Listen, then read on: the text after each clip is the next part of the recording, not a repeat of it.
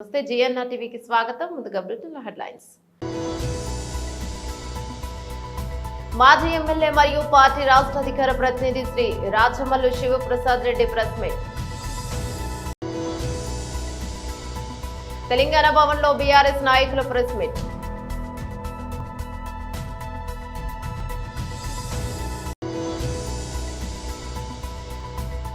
BJP రాష్ట్ర ప్రధాన కార్యదర్శి డాక్టర్ కాసం వెంకటేశ్వర్లు మీడియాతో మాట్లాడారు.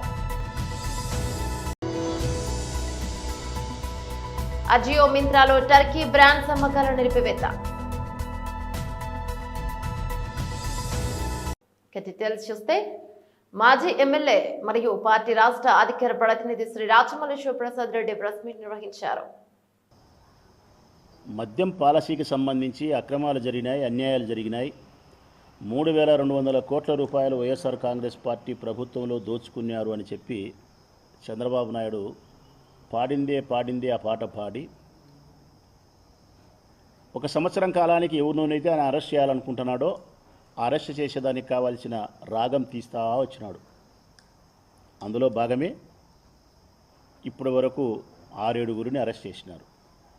అందులో నిన్నటి దినము మాజీ ముఖ్యమంత్రి జగన్మోహన్ రెడ్డి గారి ముఖ్య కార్యదర్శి ధనంజయ రెడ్డి గారిని, ఓఎస్డి కృష్ణమోహన్ రెడ్డి గారిని, వీరిద్దరిని కూడా ప్రభుత్వ ఉద్యోగస్తులైనప్పటికీ ఐఏఎస్ అయినప్పటికీ మద్యం పాలసీతో ఏమాత్రం సంబంధం లేని వ్యక్తులు. వీళ్ళేమీ మద్యం పాలసీని ఇంప్లిమెంటేషన్ చేసేవాళ్ళు కాదు, లేకుంటే నిర్ణయాలు తీసుకునేవాళ్ళు కాదు, పెన్నుతో సంతకం పెట్టేవాళ్ళు కాదు. ఏ సంబంధం లేని ఈ ప్రభుత్వ ఉన్నతాధికారులను సైతం కేవలం కక్షపూరితమైనటువంటి ఆలోచన విధానంతో కక్ష సాధించాలా, జగన్మోహన్ రెడ్డి సంబంధించిన వాళ్ళని ఇబ్బంది పెట్టాలని ఒకే ఒక ఉద్దేశంతో వీళ్ళ మీద నేను కేసు నమోదు చేసి రిమాండ్ పంపినారు. దీనికి సంబంధించి ఈ మద్యం పాలసీకి సంబంధించి జరిగిన అవినీతి ఏంది, అక్రమాలేంది, 3,200 కోట్ల రూపాయలు ఎక్కడ ఎవరు దండుకున్నారు, ఏ సాక్ష్యాలతో ఏ ఆధారాలతో ధనంజయ రెడ్డి గారిని కృష్ణమోహన్ రెడ్డి గారిని అరెస్ట్ చేసినారో కూడా స్పష్టత లేదు. నేను స్పష్టంగా చెప్తా ఉన్నా రాష్ట్ర ప్రజలకు. ఒక చిన్న ఉద్యోగి, ఏపీ బ్రూవరీస్లో పనిచేసే చిన్న ఉద్యోగి సత్యప్రసాద్ అనే ఒక ఉద్యోగిని బలవంతంగా సిఐడి వాళ్ళు అదుపులేక తీసుకొని బెదిరించి, 10 సార్లు బెదిరించి మేము చెప్పినటువంటి స్టేట్మెంట్ మీరు రికార్డ్ చేయాలని చెప్పి బలవంతంగా అతనితో వాళ్ళకు కావాల్సిన పేర్లన్నీ చెప్పించుకునే ప్రయత్నం చేసినారు. సత్యప్రసాద్ అనే ఒక చిన్న ఉద్యోగి.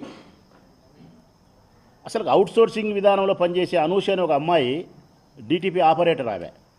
ఆమెతో వాళ్ళకు కావాల్సిన స్టేట్మెంట్ ఇప్పించుకునే ప్రయత్నం చేసి బెదిరించి ఎవరెవరి పేర్లు చెప్పాలో వాళ్ళ పేర్లు చెప్పించుకొని ఆ తర్వాత ఇన్వెస్టిగేషన్ అనేది ప్రారంభించి తలా తోక తొండం లేకుండా, సరైనటువంటి సాక్ష్యం ఆధారం లేకుండా నిర్ణయం చేసే అధికారం లేని వ్యక్తులను సైతం, ప్రత్యక్షంగా అవినీతిలో పాలు పంచుకోని అధికారులను సైతం ముద్దాయిలు చేసి ఈరోజు జైలు పంపిస్తున్నారు.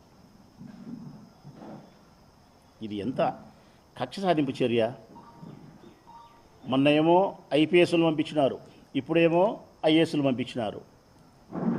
ఈ విధంగా ప్రభుత్వాలు మారిన వెంటనే ఐఏఎస్లను, ఐపీఎస్లను, ఓఎస్డీలను అవినీతి ఆరోపణల్లో నెలల తరబడి రిమాండ్లకు, జైళ్లకు పంపించి మానసికంగా, శారీరకంగా హింసిస్తే ఇంకా రాబోయే భవిష్యత్ కాలంలో. తెలంగాణ భవన్లో బీఆర్ఎస్ నాయకుల ప్రెస్ మీట్ నిర్వహించారు. కనీసం ఫీజుల నియంత్రణ మీద ముఖ్యమంత్రి గారు ఒక్కసారి కూడా ఉన్నత స్థాయి సమీక్ష నిర్వహించలేదు. ఇవాళ స్కూల్ ఫీజుల విషయంలో అట్లనే ఉంది, ఇవాళ ఇంటర్మీడియట్ విద్యా విషయంలో అట్లనే ఉంది, డిగ్రీ కాలేజీలో అట్లనే ఉంది, ఇంజనీరింగ్ కాలేజీలో మాత్రం ఇక చెప్పుకునే పరిస్థితే లేదు. ఇవాళ టీఏఎఫ్ఆర్స్ కోసం చాలా కాలేజీలు వాళ్ళందరూ రిపోర్ట్లు ఇచ్చారు.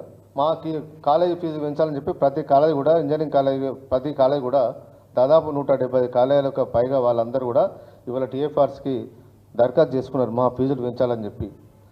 మాకు ఫ్యాకల్టీ రేట్లు పెంచడం, జీతాలు పెంచడం, ఉద్యోగుల జీతాలు పెంచడం, ల్యాబులు పెంచాలని చెప్పి రకరకాల అన్ని ఒక కొటేషన్లు ఇచ్చి ఇలా పెంచాలంటే ఇవాళ ఈ రాష్ట్ర ప్రభుత్వంలోని పెద్దలను ఆకట్టుకొని వాళ్ళ సహకారంతో ఇవాళ ఫీజులను 2,30,000 ఉన్న ఇంజనీరింగ్ కాలేజ్ ఫీజును ఇవాళ 2,60,000 ఉన్న ఇంజనీరింగ్ కాలేజ్ ఫీజును ఇవాళ 2,40,000 రూపాయలకు పెంచడానికి ఇవాళ ప్రభుత్వం సిద్ధమైనట్టుగా ఇవాళ మా దృష్టికి వచ్చింది.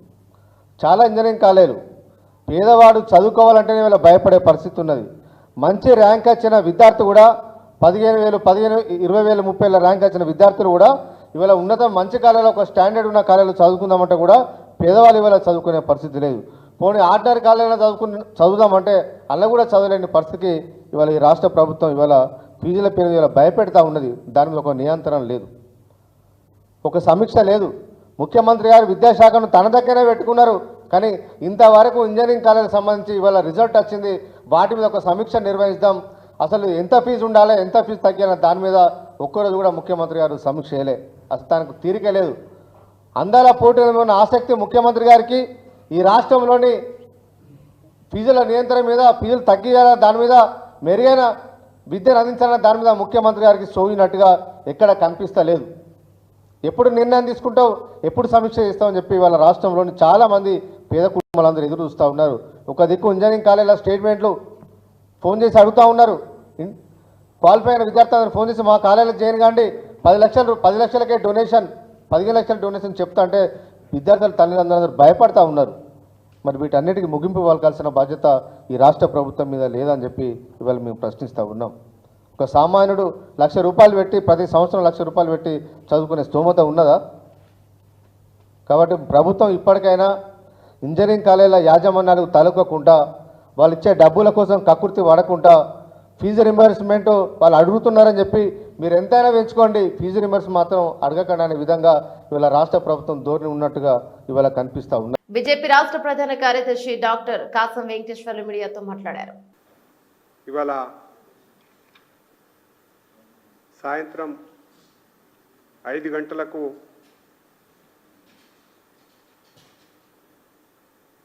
ట్యాంక్ బండ్ పైన అంబేద్కర్ విగ్రహం నుంచి తిరంగా యాత్ర ప్రారంభమవుతోంది. ముఖ్యంగా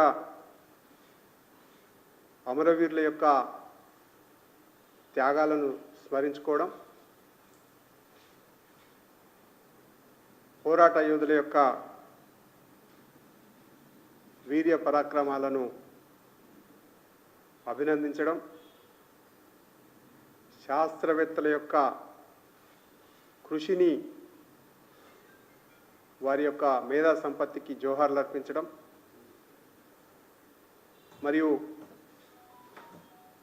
రాజకీయ పటిష్ట నాయకత్వాన్ని, నరేంద్ర మోడీ గారి నాయకత్వాన్ని, గొప్పదనాన్ని కీర్తిస్తూ యావత్ తెలంగాణ అంతా కూడా మీ వెంట ఉంటుంది అని చెప్పడం కోసం ఈ తిరంగ యాత్రని ఘనంగా నిర్వహిస్తూ ఉన్నాం. దీంట్లో ప్రముఖమైనటువంటి వ్యక్తులు పాల్గొంటూ ఉన్నారు. ముఖ్యంగా కొంతమంది పాల్గొనేటువంటి పెద్దవారి పేర్లను మీ ముందు ఉంచే ప్రయత్నం చేస్తున్నాం. శ్రీ ఎం వెంకయ్య నాయుడు గారు, మాజీ ఉపరాష్ట్రపతి, శ్రీ విద్యాసాగర్ రావు గారు, మాజీ కేంద్ర మంత్రివర్యులు, మాజీ గవర్నర్ గారు, శ్రీ జి సతీష్ రెడ్డి గారు, చైర్మన్ ఎక్స్ DRDO, అదే రకంగా adviser to defence minister, Shri K Rajendra Kumar, former DG Jammu and Kashmir, Shri Gopal Reddy, former director general Jammu and Kashmir, Shri PV Krishnareddy, former DG CRPF, Shri YL Srinivas garu, VC Sammakka Sarakka tribal university, Shrimati Jayaprada ప్రముఖ నటి, బెల్లంకొండ సాయి శ్రీనివాస్ సినీ హీరో, శ్రీ వందే మాతరం. పాకిస్తాన్ కు మద్దతుగా నిలిచిన టర్కీ దేశంపై భారతీయులు తీవ్ర ఆగ్రహాన్ని వ్యక్తం చేస్తున్నారు. దీంతో ఆ దేశ ఉత్పత్తులను బహిష్కరించాలని పిలుపు పొందుకుంది. ఇక ఈ నేపథ్యంలో ప్రముఖ ఆన్లైన్ షాపింగ్ సంస్థలు మిత్రా, అజియో తమ ప్లాట్ఫామ్లను ఉంచి టర్కీకి చెందిన వస్త్ర బ్రాండ్లను తొలగించాయి. పాకిస్తాన్లోని ఉగ్రవాద స్థావరాలపై భారత్ చేపట్టిన ఆపరేషన్ సింధూర్ సమయంలో టర్కీ బహిరంగంగా పాక్ కు మద్దతు ప్రకటించింది. ఇది భారత ప్రజల్లో తీవ్ర వ్యతిరేకతకు దారితీసింది. ఫలితంగా బైకాట్ టర్కీ అనే నినాదం సోషల్ మీడియాలో విస్తృతంగా ప్రచారం అవుతుంది. ఈ పరిణామాల నేపథ్యంలో దేశీయ వ్యాపారులు టర్కీతో వాణిజ్య సంబంధాలను తగ్గించుకునే దిశగా అడుగులు వేస్తున్నారు. గత వారం నుంచి ఇరు దేశాల మధ్య దౌత్యపరమైన ఉద్రిక్తతలు పెరుగుతున్నాయని, అందుకే ఈ నిర్ణయం తీసుకున్నట్టు మింత్రాకు చెందిన ఓ అధికారి తెలిపారు. ఇదే బాటలో రిలయన్స్ కు చెందిన ఆన్లైన్ ఫ్యాషన్ పోర్టల్ అజియో కూడా టర్కీకి చెందిన ప్రముఖ వస్త్ర బ్రాండ్లైన కోటాన్, ఎల్సీ, వైకీకి ఇక మావి వంటి వాటి అమ్మకాలను తమ సైట్ లో నిలిపివేసింది. అంతేకాకుండా టర్కీలో తమ సంస్థ కార్యకలాపాలను కూడా మూసివేసనున్నట్లు రిలయన్స్ అధికారి ఒకరు పేర్కొన్నారు. ఈ బహిష్కరణ కేవలం ఆన్లైన్ రిటైల్ సంస్థలకే పరిమితం కాలేదు. అఖిల భారత వ్యాపారుల సమాఖ్య కేట్ కూడా పాకిస్తాన్ కు మద్దతిస్తోంది. టర్కీ అడ్వైజర్ షాన్ ఆదిసలం పర్యాటకంతోనే సహా అన్ని రకాల వ్యాపార సంబంధాలను తెలుసుకోవాలని నిర్ణయించింది. భారత ఎగుమతిదారులు, దిగుమతిదారులు, ఇతర వ్యాపార వర్గాలు కూడా ఈ రెండు దేశాల కంపెనీలతో ఎలాంటి లావాదేవీలు జరపొద్దని కేట్ సూచించింది. ఇదిలా ఉండగా భారత విమానాశ్రయాల్లో భద్రతా సేవలు అందిస్తున్న టర్కీకి చెందిన సెలెబీ ఏవియేషన్ సంస్థకు చెందిన ప్రభుత్వ గతంలోనే సెక్యూరిటీ క్లియరెన్స్ ను రద్దు చేసింది. ఈ పరిణామాలన్నీ ఇస్తాంబుల్ స్టాక్ మార్కెట్ లో ఆ కంపెనీ షేర్ల విలువ పడిపోవడానికి కారణమవుతున్నాయి. మొత్తంగా టర్కీ వైఖరి ఆ దేశ వాణిజ్య ప్రయోజనాలపై తీవ్ర ప్రభావం చూపుతోంది. తిరంగా రన్ అంటే భారతీయులందరూ ఒకటేనని అర్థమని బాపట్ల శాసనసభ్యులు వేగేసిన నరేంద్ర వర్మ అన్నారు. బాపట్ల పట్టణంలోని చీలు రోడ్డు సెంటర్ నుండి జమ్ములపాలెం ఫ్లైఓవర్ వద్ద గల డాక్టర్ బిఆర్ అంబేద్కర్ విగ్రహం వరకు జాతీయ జెండాలు చేత పట్టుకుని పార్టీలకు అతీతంగా ఆపరేషన్ సింధూర్ విజయోత్సవ ర్యాలీని నిర్వహించారు. మనందరం ఎలా కలుసుకున్నామో మన బాపట్ల ప్రజలు ఒక మంచి కార్యక్రమాలు చేశారు. ఈ తిరంగా ర్యాలీ అంటే ప్రతి భారతీయ సహోదరుడు కలిసి ఉన్నాడని అర్థం. ఈ విజయోత్సవ ర్యాలీ అంటే ఏదైనా స్థితిగతుల్లో మనకి ఇబ్బందులు ఎదురైనప్పుడు మనందరం కలిసి ఉండటానికి సిద్ధం అవుతున్నామని అర్థం. మన సౌభాగ్యాన్ని తుడి చేశారు కొంతమంది పాకిస్తాన్ ముష్కరులు, ఉగ్రవాదులు. దానికి నరేంద్ర మోడీ గారు పేరే పెట్టారు సింధూర్ అని. సింధూర్ అంటే మన సౌభాగ్యానికి చిహ్నం. ఈ సింధూర్ అంటూ ఏమంటూ పేరు పెట్టారు? ఒక ఎయిర్ ఫోర్స్ లో ఒక ముస్లిం చెల్లెలు, ఒక సిక్కు యువతి ఇద్దరు కలిసి ఎన్నో స్థావరాలను బీభత్సం చేశారంటే ఒక ముస్లిం భారతదేశంలో ఉంటే ఒక ముస్లిం భారతీయుడే. ముస్లిం కన్నా నేను భారతీయుణ్ణి అని చెప్పుకునే గర్వమే ఆ జెండా. ఒక హిందూ కన్నా నేను భారతీయుణ్ణి అని చెప్పుకోవటమే మా జెండా. అలాగే ఒక క్రైస్తవ సోదరుడు ఉంటే క్రైస్తవు కన్నా కూడా నేను భారతీయుణ్ణి అని చెప్పుకోవటమే మాకు గర్వం. మా దేవుళ్ళు మేము పూజిస్తాం, అన్నదమ్ములాగా ఉంటాం, మాలో శిక్షలు పెట్టాలని మీరు చేసే ప్రయత్నం ఈరోజు ఏ సింధూర్ ఆపరేషన్ సింధూర్తో ఏ పరిస్థితుల్లో ప్రపంచంలో పాకిస్తాన్ దిగజారిపోయిందో ప్రపంచం మొత్తం ఈరోజు చూసింది. అన్ని దేశాలు భారతదేశానికి మద్దతు. మీకు తోడున్నా ఉన్న చైనా కూడా ఈరోజు మీకు సంఘీభావం తెలవకుండా అటు ఇటు కాని పరిస్థితులు ఈరోజు చైనా కూడా ఉంది. ఇటు భారతదేశానికి మద్దతు ఇవ్వకుండా అటు పాకిస్తాన్కి మద్దతు ఇవ్వకుండా మనకెందుకు వచ్చిన గొడవలే ఈ భారతదేశంతో చైనా కూడా సైలెంట్ అయిన పరిస్థితి మనం చూసాం. భారతదేశం అంటే కులం కన్నా భారత మాత అంటూ జై కొట్టే ఒక దేశం. మాకెన్నో కులాలు ఉండొచ్చు, మాకెన్నో దేవుళ్ళు ఉండొచ్చు, ఎవరి కులంలో ఆ దేవుళ్ళు మేము పూజిస్తాం, కానీ అన్నిటికీ మించి సోదర భావం ఉన్న భారతదేశం ముద్దు బిడ్డలు అని ఈ సందర్భంగా తెలియజేస్తాం. దానికి ఈ బాపట్లో జరిగిన ఈ ర్యాలీ జన సైనికులు పాల్గొన్నారు, భారతీయ జనతా పార్టీకి సంబంధించిన వాళ్ళు పాల్గొన్నారు, తెలుగుదేశం సంబంధించిన వాళ్ళు పాల్గొన్నారు, మాజీ సైనికులు పాల్గొన్నారు, రైతులు పాల్గొన్నారు, మహిళలు పాల్గొన్నారు, ఆఖరికి వైసీపీ పార్టీలో వాళ్ళకు కూడా కొంతమంది ఈ ర్యాలీలో పాల్గొన్నారు. అంటే మేమందరం భారతదేశ ముద్దు బిడ్డలు అని తెలియజేయడంలో ధాన్యం కొనుగోలు కేంద్రాల నిర్వహణ, ధాన్యం రవాణాలో ఎలాంటి నిర్లక్ష్యం చోటు చేసుకుంటే సంబంధిత అధికారులపై కఠిన చర్యలు తీసుకుంటామని జిల్లా కలెక్టర్ క్రాంతివల్లుడు హెచ్చరించారు. శుక్రవారం కలెక్టర్ కొండాపురం మండలం తొగరపల్లి గ్రామంలో PSCS ఆధ్వర్యంలో నడుస్తున్న ధాన్యం జొన్నల కొనుగోలు కేంద్రాలను సందర్శించి నిర్వహణపై తీరును పరిశీలించారు.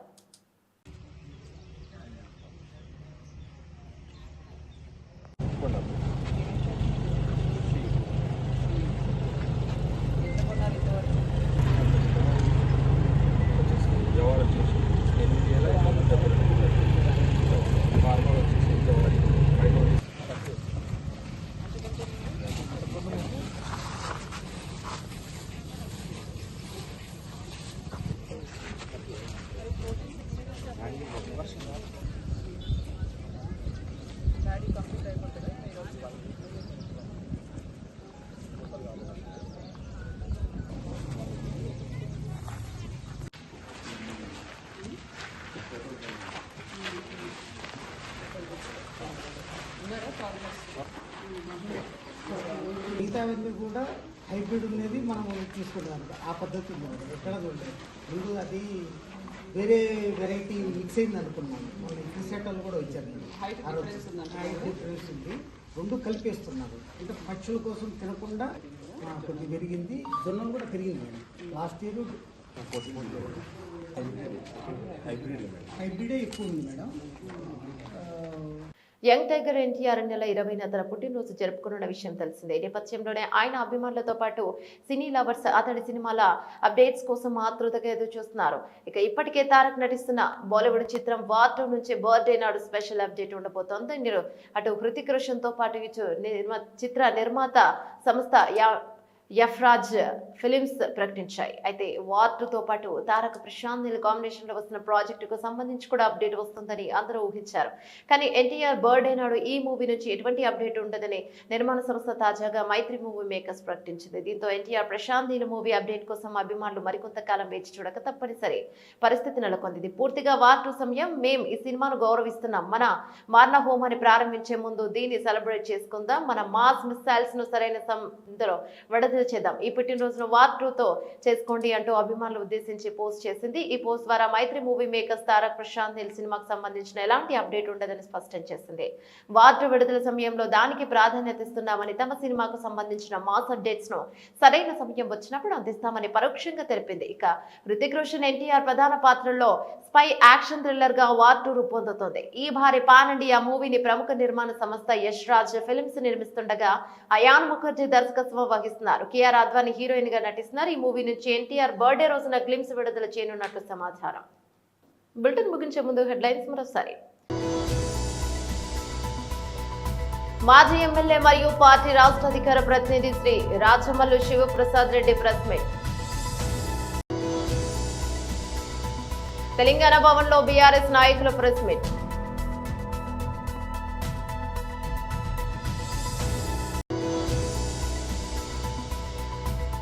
బీజేపీ రాష్ట్ర ప్రధాన కార్యదర్శి డాక్టర్ కాసం వెంకటేశ్వర్లు మీడియాతో మాట్లాడారు.